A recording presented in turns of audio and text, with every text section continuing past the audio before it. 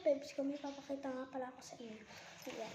Etong bag na to, inassemble ko to mag-isa, pero ito lang. Ito lang yung inassemble ko. Hindi itong likod kasi hindi ko to alam. So, sa mga gustong bumili ng ganito, o kaya malapit na yung pasakan ng mga anak ninyo, ayan.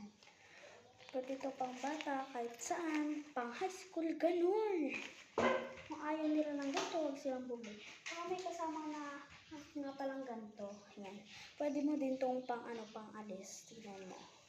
Wait lang. Harap pala. Ayan. Pwede mo pang yan. Siyempre, meron din siyang ganito. Ayan. So, wait.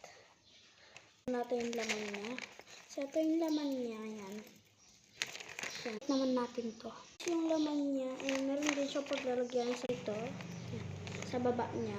Bili-bili na sa Shopee.